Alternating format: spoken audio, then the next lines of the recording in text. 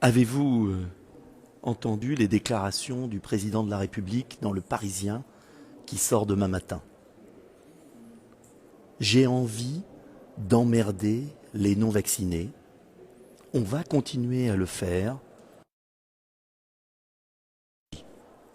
Propos indignes du chef de l'État.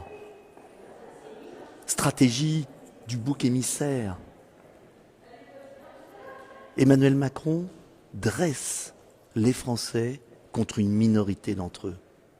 Il dresse les Français en s'attaquant à des millions d'entre nous qui voulons tout simplement la liberté de disposer de son corps et qui refusons une injection de thérapie génique qui n'a rien à voir avec un vaccin. Imaginez un président de la République capricieux qui ose dire « j'ai envie d'emmerder les non-vaccinés, j'ai envie d'emmerder des millions de Français ». L'homme chargé d'unir la nation, de rassembler le peuple, s'attaque et sème la haine et la division. Tout cela pour masquer la faillite, le fiasco de sa politique sanitaire. Les lits d'hôpitaux, les 17 000 lits d'hôpitaux supprimés, c'est pas lui. Les soins précoces freinés, qui auraient pu sauver des milliers de vies, c'est pas lui. Les purificateurs d'air pas installés dans les écoles, c'est pas lui. La vitamine D pas diffusée dans le pays, c'est pas lui.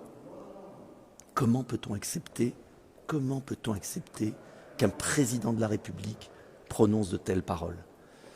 C'est abominable, c'est triste, et cela exige la mobilisation, pas seulement des non-vaccinés, mais de tous les Français. Car aujourd'hui, les non-vaccinés, demain, quelle catégorie, quelle minorité? Macron est devenu fou, on le savait, mais là, on a atteint le sommet. Il reste 97 jours pour le remplacer au plus vite. Les débats vont reprendre sur le fameux pass vaccinal. On a compris ce soir que l'objectif, c'était pas de lutter contre la pandémie, c'était d'emmerder plusieurs millions de Français. Quelle tristesse pour la France. Nous allons changer tout cela. Il faut changer tout cela. Nous ne pouvons plus subir ces sautes d'humeur.